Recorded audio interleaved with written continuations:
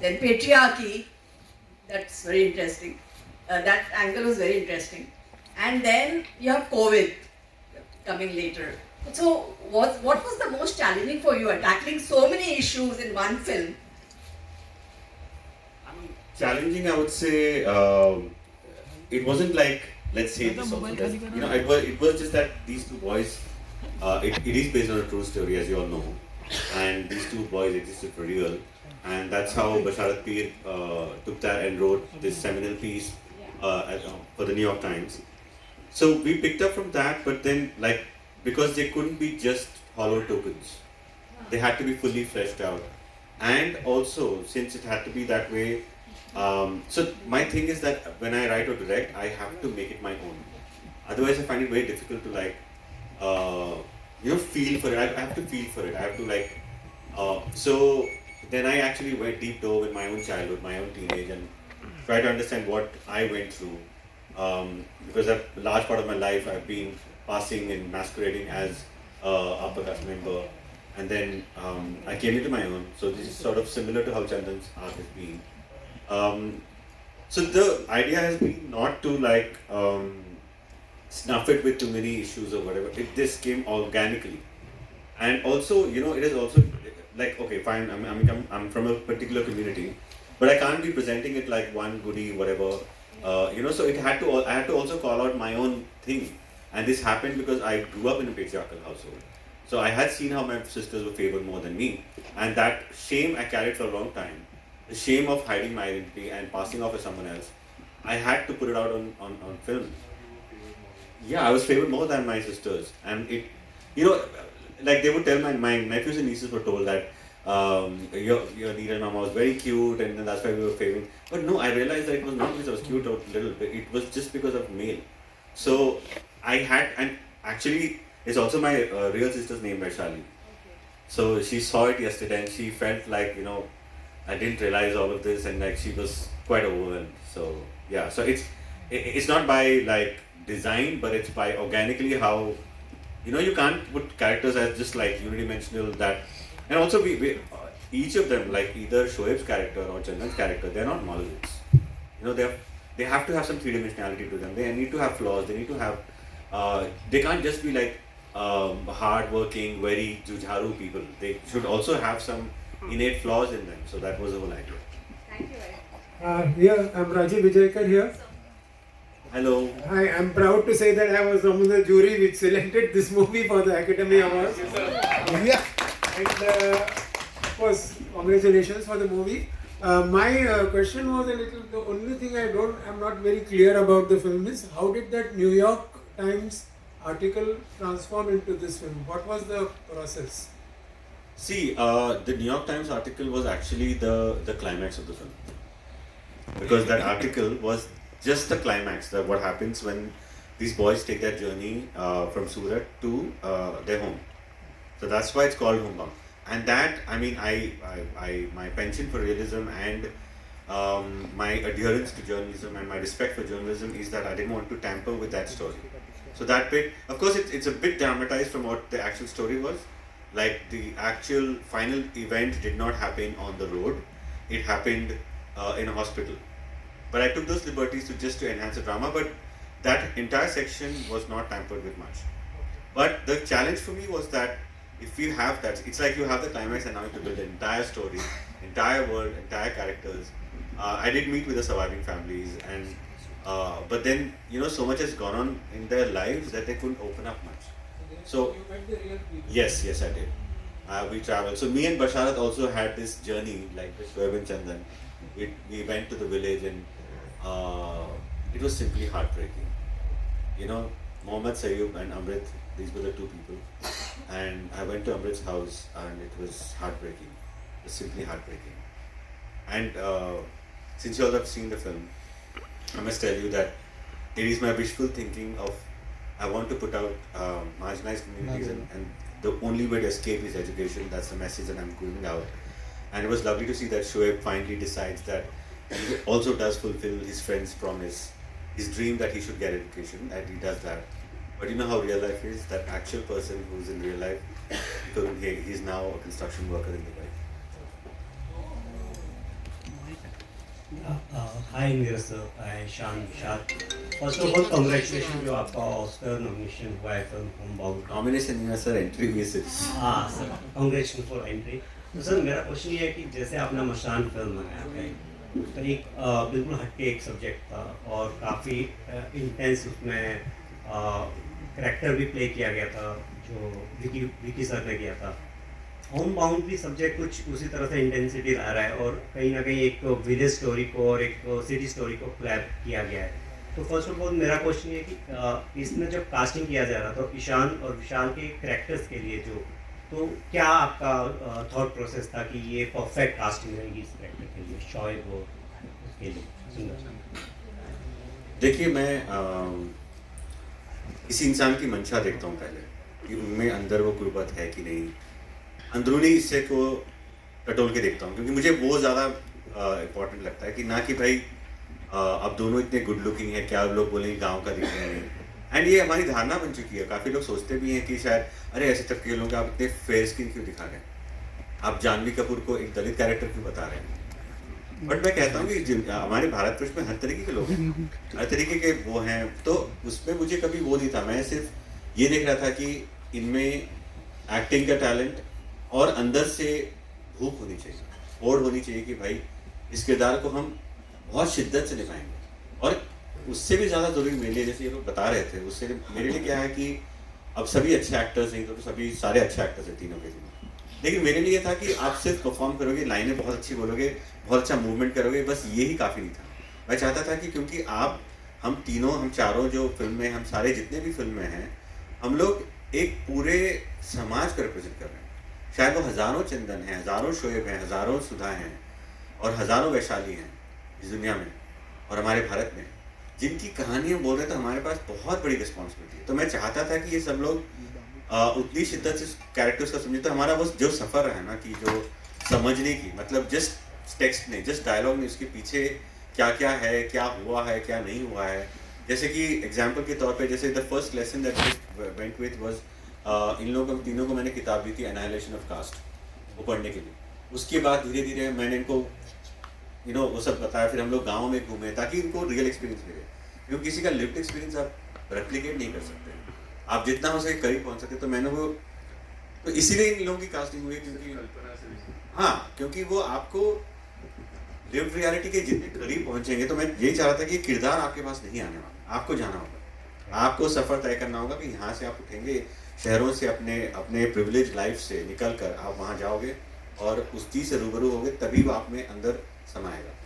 तो इन लोग, मतलब मैं अभी दोबारा फिल्म बनाऊंगा तो शायद इन तीनों के साथ दोबारा बनाऊंगा शायद, मतलब आप सब जानते हैं ना बिल्कुल। भाई ईशान, विशाल, मैंने फिल्म देखी है, मुझे बहुत पसंद आई और सभी को पसंद आ रही है, और अब ऑस्कर के लिए भेजी जा रही है, तो भेजी गई है यहाँ से, तो उसके लिए बहुत बधाई। मुझे दो सीन खासकर बहुत ज़्यादा मतलब हार्ट ब्रेकिंग लगे। एक, जब आप लोग पैदल लौट रहे होते हैं और चंदन आपकी गोद में वो दम तोड़ रहा होता है, और एंड में जब आप उनकी माँ को वो चप्पल दे रहे होते हैं। मैं जानना चाहूँगा कि आप दोनों के लिए कौन, मतलब वैसे सब्जेक्ट ही ऐसा है, हार्ट ब्रेकिंग है, आप लोगों के लिए सबसे ज़्यादा डिफिकल्ट सीन कौन सा था? बहुत ज़्यादा इमोशनली डिफिकल्ट सीन, मतलब फिजिकली तो डिफिकल्ट फिल्म है ही, हमें समझ में आ ही रहा है जी, इमोशनली डिफिकल्ट फिल्म सीन कौन सा था आप दोनों के लिए?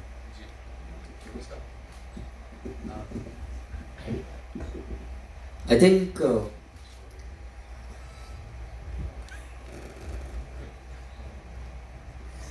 कौन सी सीन सर? ज़्यादा रिस्की है। बस ये कि स्पॉयलर्स ना दें, क्योंकि लोग देखेंगे तो जैसे हम कोशिश करेंगे कि आपके सवाल का जवाब हम पूरी शिद्दत से दें, बट हम स्पॉयलर्स ना देंगे क्योंकि अभी इंडिया में लोगों ने देखी नहीं है। आप लोगों ने ये फिल्म आप समझ सकते हैं और कि डिटेल में जाए बगैर मैं आपके दोनों वाक़े का, मैं दोनों सीन्स का जवाब I'll start। मैं एक्चुअली ईशान के सीन के बारे में ही बोलने वाला था। आई थिंक ईशान के ऐसे दो सीन हैं जो इमोशनली बहुत चैलेंजिंग थे, तो मुझे ऐसा नहीं लगता कि मैंने उतने चैलेंजिंग सीन किए हैं, बट ईशान के सीन मैंने जो देखे तब मुझे ऐसा लगे कि it was very difficult for him. और मैं उन्हीं सीन के बारे में I think Ishan if you share your experience would be better. नहीं, देखिए चैलेंजिंग तो कोई भी सीन हो सकता है, अक्सर ऐसा होता है, और विशाल ने पहले इंटरव्यूज में कहा भी है, और मैं इस बात से पूरी तरह से सहमत हूँ कि अक्सर ऐसा होता है जो पेपर पे सबसे मुश्किल सीन लगता है या इमोशनली इंटेंस सीन लगता है, वो किसी ना किसी तरीके से हो जाता है, बिकॉज आई थिंक आपका पहला कनेक्शन बतौर एक आर्टिस्ट, एक एक्टर उन चीज़ों से बनता है ऑन अ बेस लेवल। पर जो सीन ज़्यादा सिंपल होते हैं, जिसके बारे में आप शायद ज़्यादा सोचते नहीं हैं, आप ज़्यादा घबराते नहीं हैं उन सीन से, कहीं ना कहीं उनमें कोई कॉम्प्लेक्सिटी आ जाती है, कोई tricky is the word that we use, कि वो ट्रिकी सीन्स हो जाते हैं और उनको समझना और उसका सुर पकड़ना कभी कभी मुश्किल हो जाता है। इस फिल्म में मेरे साथ पहली बार ऐसा हुआ, अक्सर मेरे साथ ऐसा ही होता है, और विशाल का भी एग्जाम्पल है, तुम प्लीज़ जवाब देना अपना, क्योंकि is being very humble, but Vishal ने मतलब ज़बरदस्त काम किया है इस फिल्म में। I am so proud of the work that he has done, and not just me, I think everyone in our team is. Sorry, एक चीज़ ऐड करूँगा, जैसे विशाल का जब पूरा जो कोविड चल के जब हम चल रहे हैं ना, मुझे बीच बीच में लग रहा था कि सच में बीमार तो नहीं पड़ गया, पर देख लो कि वो सच में इतना इसने रियलिटी से वो किया है ना, मतलब मैं चेक कर रहा था कि ठीक है ना। और एक छोटा सा मैं इसमें ऐड करने का एग्जांपल दूंगा, एक सीक्वेंस है फिल्म में, उसी वॉक में जब फिजिकल एक रिएक्शन आता है इनका, तुम्हें पता होगा मैं किसी बात का, हम जरा ढूंढेगा उसको फिल्म में, तो इतना कमाल किया है इसने, हमको वाकई में लगा था कि ये शायद बीमार पड़ गया, तो और भारी भी था, बट और किलो कम करने के बाद भारी था। हाँ मैंने भी तो कम किए थे, अमान भी था सर। तो ये है कि पहली बार मेरे साथ मेरे करियर में ऐसा हुआ कि जो सीन पेपर पे सबसे मुश्किल था वो ही साबित हुआ सबसे मुश्किल मेरे लिए परफॉर्म करने में, और वो वही सीन है जिसका आप जिक्र कर रहे हैं। आई थिंक कि एक तरह से देखा जाए तो पूरी फिल्म उस पर कहीं ना कहीं हिंज कर रही थी।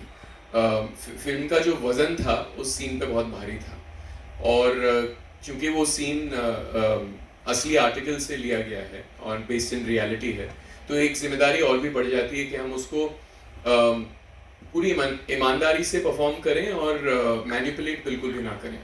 तो वो था बहुत मुश्किल सीन परफॉर्म करने में, और उसकी कहानियाँ भी कई सारी हैं जो आई थिंक पोस्ट रिलीज हम शेयर करेंगे, लेकिन आई थिंक नीरज भाई ऐसे डायरेक्टर हैं जो कभी हिचकिचाते नहीं है, कभी हेजिटेट नहीं करते स्टेक्स आपके बढ़ाने में, वो कह भी देते हैं कि देखो यार ये, और ये मेरी पहली फिल्म में मजीदी सर मेरे साथ किया करते थे, और मैं एक जवान एक्टर था, मेरा क्राफ्ट रॉ था, लेकिन मुझे डरा डरा के भी करते थे, and that was not the intention, but he would always say कि ये बहुत ज़रूरी सीन है and we can't take it for granted and we can't be lax on this. तो आई थिंक हम दोनों डरे थे इस सीन को लेकर कुछ हद तक, लेकिन आई थिंक जिस तरह का माहौल नीरज भाई के सेट पे होता है, everything is supporting the actor, everything. एक चीज़ मैं कहूँगा, गेट कीप नहीं करेंगे इस चीज़ को, एक प्रोटोकॉल है इनके सेट पे जिसको ये कोड 360 बुलाते हैं। तो कुछ ऐसे सीन्स हैं जो बहुत इंटेंस सीन होते हैं जिसमें कोड 360 लागू हो जाता है हमारे सेट पे। तो फर्स्ट एडी सेज कि कोड 360 एक्टिवेटेड, तो सारे यूनिट के मेंबर्स हैं, वो जो सीन का जो टोन है, सीन का जो सुर है, उसमें फंक्शन करने लगते हैं, उसी सुर में काम करने लगते हैं। तो कई एक इमोशनल सीन है तो लोग जोर से बातें नहीं करेंगे, एक्टर को बिल्कुल भी छेड़ेंगे नहीं, एक्टर से बातें नहीं करेंगे, क्लैप भी अगर दी जाएगी तो सॉफ्ट क्लैप दी जाएगी शॉट्स के पहले। अगर गुस्से वाला सीन है तो क्लैप हार्ड क्लैप हो। ऐसे क्लैप जो सीन का टोन है, इमोशन है, उसके हिसाब से देना है, उसी टोन में देना है। तो इन चीज़ों से बहुत फर्क पड़ता है। नीरज भाई म्यूजिक भी यूज़ करते हैं जो मेरे लिए सबसे बड़ा बोन है। अगर मेरे करियर की शुरुआत से कोई एक प्रोसेस है, क्योंकि मैं मानता हूँ कि हर फिल्म के हिसाब से प्रोसेस आपको बदल लेनी चाहिए, एक्टर की प्रोसेस फिल्म पे कभी हावी नहीं होनी चाहिए, लेकिन अगर एक कोई ऐसी चीज़ है जो मैं पर्सनली हर फिल्म से एज ए रिचुअल करता आया हूँ, वो है यूज़ म्यूजिक। तो मुझे जब पहला पेचेक मिला था मेरी पहली फिल्म पे बियॉन्ड द क्लाउड्स में, तो मैंने उसका इस्तेमाल एक छोटा सा स्पीकर खरीदने में किया था और उसी फिल्म में मैं यूज़ करता था। वो स्पीकर मेरे वैन में रहता था या फिर हेडफोन्स लगाए होते थे, और म्यूजिक से मुझे लगता है कि इमोशंस जो होते हैं, भावनाएं होती हैं, वो कहीं ना कहीं उभर के आ जाती हैं बाहर। That's my feeling and I think it's a very simple thing to get out of your head. अक्सर हम ओवर थिंक कर लेते हैं, सब अटक जाते हैं अपने खुद के थॉट्स में, तभी रुकावट आती है सीन में फ्लो करने में.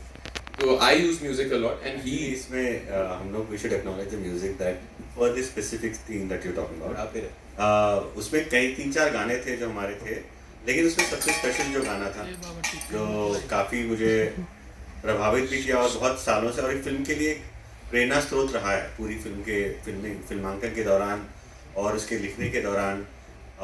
मैं सुबह उठ के मतलब 4 बजे उठ के लिखना शुरू करता था और कुछ नहीं आता था वो गाना सुनता था तो कहीं एक मिल जाती थी. वो था राह पे रहते हैं जो गुलजार साहब ने लिखी है, आर.डी. बर्मन, नमकीन पिक्चर का गाना है. तो ये इतना हम लोग को मतलब मैंने ईशान बहुत सुनने लगा था, मैंने बोला तुम मत सुन क्योंकि वो क्लाइमैक्स क्लियर है, उसको यूज़ मत कर ज़्यादा. Sorry to interrupt. Last 2 questions. इनको कॉफी पिला दीजिए प्लीज, बहुत ज्यादा अंग्रेजी ले रहे हैं. I have a question here. Hi, I have a question. I'm Princey from the People Bazaar. I've been sharing for a film on my Instagram. My question is to all 3 of you. The film has been received very well across all international platforms, and now it's pitched for yet another bigger international platform. What do you think is, what would you want the biggest takeaway that the global audience take from this film? I think it's a cumulative answer that all of us will agree. It's empathy. We really want, and that's our core message, that we want. You know, there are many kinds of people, many kinds of communities and everything, but I think it's eventually people failing people. So our entire goal has been making this film is that people that don't look like you, that don't talk like you, that don't think, that have different worldviews and value systems, and also maybe ideologically different. I'm saying that we should have empathy even for those, because it's gone on too much that there's so much hate and there's so much of disdain for each other that it's about time across the world that we just stop and take a beat and maybe have a conversation, a dignified conversation, and engage in dialogue and not engage in, you know, aspersions and like squabbles and stuff. So that's my intent. Seconded, ma'am. And I think just to add to that, sometimes it's not necessary to accept another person's way of living, ideology, way of thinking. You do not have to accept it as your own or accept it at all. Sometimes it's enough to just lend a ear and listen and have the tolerance, or I don't even like the word tolerance because intolerance क्यों ही होनी चाहिए. I feel just to have the openness of heart to just listen and make space for the other person. That's it. I think sir ने और ईशान ने हर एक चीज़ बता दी. मैं छोटे सेंटेंस में I think इतना कहना चाहूँगा कि इंसान को इंसान की तरह देखना चाहिए और उसके बीच में जाति या रिलीजन या कलर, हाइट, बॉडी, क्या खाता है क्या नहीं, उन तरीके से नहीं देखना चाहिए. और दूसरे के पॉइंट ऑफ व्यू अंडरस्टैंड करने की अगर कोशिश करें तो आई थिंक हर एक प्रॉब्लम का सॉल्यूशन हो सकता है. प्यार को प्यार रहने दो, रिश्तों का इल्जाम. अगली फिल्म में सर डायलॉग सारे लिखेंगे. गुलजार साहब दोबारा हो गए. Hello, sir, this is Ruchita from Filmfare this side. My question is for Neeraj sir. So this is your second feature film in 10 years. So It took me to 10 years. yes, why this? Because you're such a great filmmaker. But were you waiting for something that that felt worthwhile, that excited you? Why this wait? Honestly, I for the past 10 years I've been trying to answer that question myself and I've not got that answer. But what has come to me is that I think I'm extremely and deeply hungry to make something that forces my inner. I mean, it makes me get out of bed and just scream and want to make it. So it's not at all as per what people could imagine. That it's not an aspiration for greatness. It's just that it has to move me. It has to make me feel part of a larger cosmos, a larger conscience that is beyond our existence. And if I can add and contribute to any way, that was the entire aim. So I did tour around the country. I was at a point obsessed with wanting to make a film on farmer suicides. Or there was a biopic that I was about to make. So then also made some couple of shorts and TV shows that I've done. But yeah, nothing moved me. Like, the biggest thing that I feel about this film that drove me was friendship as a vessel. The vessel of friendship that you can talk about so many things, you know, and actually there's no substitute for that in English, but I would say that Hindi में बोलते हैं कि जो मित्र और मैत्री, तो उसका बहुत फर्क है. तो ये फिल्म मैत्री बता रही है कि उसके दोस्ती के माध्यम से आप काफ़ी चीज़ों का मेटाफर लेके, आप यूफेमिज्म लेके बता रहे हैं कि दो दोस्त ही नहीं, दो परिवार, दो गुट, दो समाज, और जो हमारा जो फासला है, जो अर्बन और पुअर का भी, हम सबको एक जगह एक पॉइंट में सोच के मैत्री लानी चाहिए. Hi Neeraj, here. Okay, I know this question is for the producers, but I wanted to ask you, how are you guys planning to market this film? Because last time we had seen Laapta Ladies, how Amir and Kiran went all over the world promoting the film for the Oscars, and this time, what are you guys planning? Right now, it hasn't even sunk in, so I don't even know. Like, so we've said that okay, let's park it, let's figure out. But like for now, let's soak in the release. So 26 September. After that is when we want to like think of anything. Great. Having partner KJC being part of the movie will help in the Oscar campaign. Well, yes, of course, it is going to help, and we are quite privileged to have his support. He's been so instrumental in giving us a copious amount of notes. He sent across our producer Merita Toscon about the script, so I changed the script. Guys, please don't talk while we are. It's really distracting. I'm sorry. So when we, I just said, yeah, it's very distracting. I'm sorry. So his contribution to the script has been like quite a lot, because I've changed those beats, and then again he came back when we were editing the film. He's given feedback on the edits. So, and all of this selflessly. I don't think any person. I mean, that's the reason why he's the biggest filmmaker around the world. We are. आपका सवाल.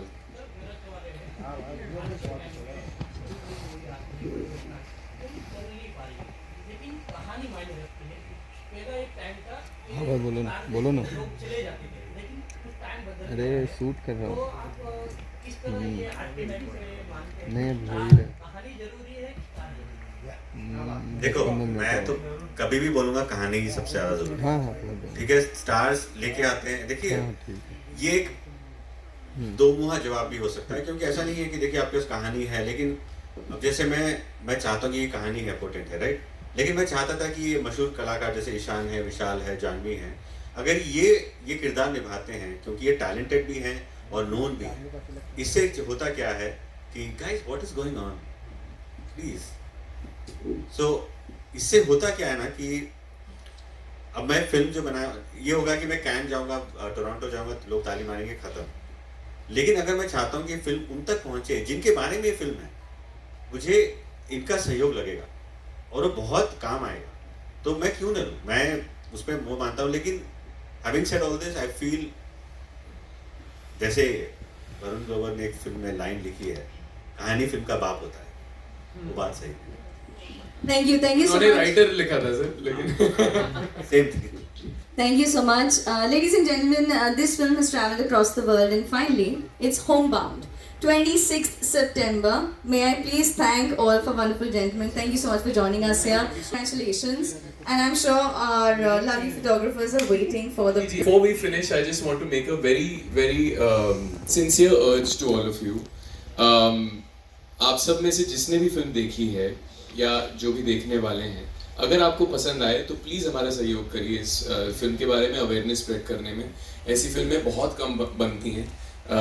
मैं तो 7-8 साल अपने career में मैं प्यासा भूखा इंतज़ार कर रहा था कि कोई ऐसा किरदार मिले, कोई ऐसी कहानी मिले, लेकिन सर खुद 10 साल रुके हैं. And I just want to add to the question that you asked about sir. ये ऐसी फिल्में इसलिए बनाते हैं because he walks the talk. वो जो प्रैक्टिस करते हैं, वो जो प्रीच करते हैं, वो प्रैक्टिस करते हैं. वाकई में बहुत ही जेन्युइन इंसान है. ऐसे बहुत कम लोग होते हैं दुनिया में, ना सिर्फ फिल्म इंडस्ट्री में. तो ये सारी जो फीलिंग्स हैं जो वो ऑडियंस में लाना चाहते थे, सबसे पहले he is been through them, you know, and we seen that very closely.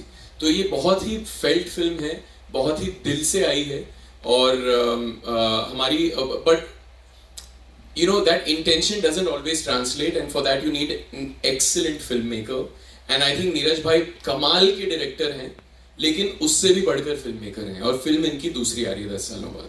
तो प्लीज हमारी मदद कीजिए in spreading the word. Homebound 26 सितंबर को आ रही है सिनेमा घरों में. Please. Sorry, I am also gonna add some really important thing. देखिए, मतलब मैं अभी डायरेक्टर की पदवी से बाहर निकल के मैं एक बार इस फिल्म को देखना चाहूँगा. तो मैं बोलूँगा कि आप सबने फिल्म देखी है और आप सब पत्रकार हैं. मैं भी किसी ज़माने में पत्रकार था, तो मैं पत्रकार की इंटेग्रिटी को समझता हूँ और आपकी फ्रीडम को मैं समझता हूँ. लेकिन मेरी ये गुजारिश है कि आप लिखें, बखूबी लिखें, बहुत प्रमोट करें हमारे लिए बहुत अच्छी बात है. लेकिन जो लास्ट का जो सीन है वो मेरे अगेन मैं कह रहा हूँ कि डायरेक्टर से बाहर निकल के बोल रहा हूँ कि शायद प्रॉब्ली लास्ट कुछ decades में I would say I have seen such a performance come out from an actor, the climax scene that is done. And you know, अगर आप spoiler दे देते कि उसमें होता क्या है, you know, आप लोगों को जो experience हुआ है शायद उन लोगों को ना मिले. So you'll rob them off of that experience. So I would request to not talk about that thing. You can definitely talk about their performance for that scene, but not what happens in it. Thank you. मैं भी अब सबने कहा, मैं भी थोड़ा सा left out feel now.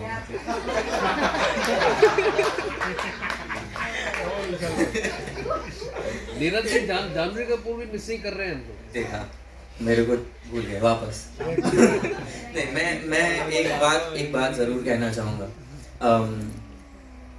जितने भी लोगों ने फिल्म देखी है, फिल्म प्रमोट करें और आगे इस वर्ड ऑफ माउथ को लेके जाए. इन सबसे ज़्यादा ज़रूरी है कि जो भी लोग फिल्म देखें, हम फिल्म बनाते हैं एक मैसेज के लिए, और कभी कभी क्या होता है वो मैसेज सिर्फ सुनने के बाद, थिएटर से बाहर निकलने के बाद हम छोड़ देते हैं. तो हमारा जो मोटिव है फिल्म बनाने का और एक समाज में एक बदलाव लाने का, वो मायने नहीं रखता फिर अगर हम बदलते नहीं और हमारे अंदर जो शिफ्ट आया है वो हम आगे कैरी नहीं करते. तो आई रियली वांट कि अगर ये फिल्म आपको जिस भी तरीके से शिफ्ट करे और एक पॉजिटिव नोट पे अगर आपको ख़त्म हो रहा है ये फिल्म, तो प्लीज़ वो बदलाव अपने अंदर रखें, क्योंकि वही एक बहुत ही इम्पॉर्टेंट फैक्टर है. और तभी हमें लगेगा कि हमारी जीत हुई है. कमर्शियल जीत और एक्टिंग अच्छी की है, स्टोरी अच्छी लिखी है, वाओ क्या बहुत अच्छा हो गया, ये सब मैटर करता है. बट उससे ज़्यादा हमें खुशी तब होगी और हमें ऐसा लगेगा कि हम जीते हैं जब लोग बदलेंगे. वरना फिर ये एक वही फिल्मों में से रह जाएगी जो 50 फिल्में हम देखते हैं और छोड़ देते हैं. I'm really sorry to add, but he said such a brilliant thing. उसका एक एडिशन आप लोग ये याद रखिए कि आप अगर आपने फिल्म देखी है, आपको सोचने में थोड़ा मजबूर करिए. आप घर जाइए, घर जाने के बाद सुबह जो पर्सन आता है कूड़ा लेने के लिए, उसका नाम पूछिए, समझिए वो कहाँ से आ रहा है, क्या कर रहा है. क्या बदलाव आप दोनों में आया? शिफ्ट की बात की, बदलाव क्या आया आप दोनों में? What experience? What change inside? क्या चीज़ में? What changes? अच्छा, सो सबसे पहली चीज़ मैम जो मुझे बहुत खूबसूरत लगी, नीरज भाई किसी भी फिल्म को शुरू करने से पहले एक टीम मीटिंग करते हैं. तो हमारे फिल्म के जो पहले 3 दिन थे उसमें ज़्यादातर मेरे जो ऑफिस के सीन्स थे वो थे. तो मैं थोड़ा जल्दी पहुंच गया था वहाँ पर. तो मैं बैठा उस टीम मीटिंग में और जिस तरह की चीज़ें उन्होंने अपनी टीम के साथ शेयर की कि इस तरह से हम काम करेंगे दोस्तों. सबसे पहली चीज़ तो ये, किसी को भी अपने से नीचा नहीं समझते. There is genuinely no hierarchy on this set. Hierarchy सबसे पहले तोड़ते हैं वो. कोई बड़ा नहीं है, कोई छोटा नहीं है, कोई स्पॉट दादा नहीं है, कोई लाइट दादा नहीं है. आप प्लीज़ उनको नाम से पुकारिए. Everybody is an equal contributor to the film. अगर किसी के पास किसी चीज़ के बारे में कोई ख्याल हो तो वो बेझिझक जाके इनसे पूछ सकता है. मैंने देखा है खुद. और अगर कोई अपने हेजिटेशन से नहीं पूछ रहा तो वो उनको खींच के बाहर लाते हैं कि यार रिजवान बेटा इधर आना. कोई प्रोडक्शन असिस्टेंट हो, अगर कोई आर्ट असिस्टेंट हो, क्या लगता है यार इसके बारे में, ऐसा बताना. वो उनको सबसे ज़्यादा समझ है उनको क्या फिल्म बनानी है, लेकिन वो सुनते सबके हैं. And that's a very rare quality. I don't see that. That's why I say practice what you preach, you know. I see him do that. Everybody is humanized on his set. वो हमारे set पे भी we had a consent about, firstly it was about, it has to be a more than 50% women crew, and they can't be just token crews. They have to be HODs. That is what I've followed for many years. मैं जो भी काम किया हूँ उसमें it is a clear mandate to have that. It is a mandate to prefer people who are mostly ignored. It could be Dalit, Muslim, LGBTQI. So I try to prefer people who are equally talented to come on board. And also, जैसे ये standard diktat था, everybody, that you have to address each other with name. You cannot address them as sport dada, setting lighting वो नहीं होगा, Taylor नहीं बोला जाएगा। और उनको आपस में like if you say then you have to, crew को बोला गया था कि आप पूरे प्रैक्टिस करो, आप नहीं बोल, अगर बोलेंगे तो this is not done. And of course safety is primordial. लेकिन ये जो इंक्लूसिविटी की आप बात कर रही हैं, जो पूछ रहे हैं, मैम अब वो हम वो सीना फाड़ के दिखा तो नहीं सकते आपको। For me, I think the biggest change has been social awareness, because I feel कि it's not enough just to have good intentions. I think अगर आप इस समाज का हिस्सा हैं और अगर आप privileged हैं कि आप किसी ना किसी तरीके से influence कर सकते हैं, तो आपकी जिम्मेदारी बनती है कि आप socially aware रहें। And I have learned that so much from Neeraj भाई। वो अपने माध्यम का इस्तेमाल सिर्फ एंटरटेनमेंट के लिए बिल्कुल कर सकते हैं, बट वो नहीं करते। वो इस तरह के इंसान हैं, if he's saying something in his film, you can be sure of it कि उन्होंने in outside of the film भी contribute किया है इन चीज़ों को। And I think that's a very beautiful thing। मेरे पहली फिल्म के डायरेक्टर ने मुझसे सबसे पहली चीज़, मुझे एक गुरु मंत्र मुझे मजीदी सर ने दिया था कि मैं जानता हूँ कि तुम अच्छे एक्टर बनना चाहते हो, अच्छे आर्टिस्ट बनना चाहते हो, सबसे पहले बंदे बन जाओ, सबसे पहले अच्छे इंसान बन जाओ, जो भी तुम चाहते हो वहाँ से आएगा। So it was reassuring for me. It pushed me in that direction again, that you do not have to be a megalomaniac to be able to do this job and be in this industry and be successful. So I'm very proud of this film and the journey of this film. And I'll try and be more aware as I go forward.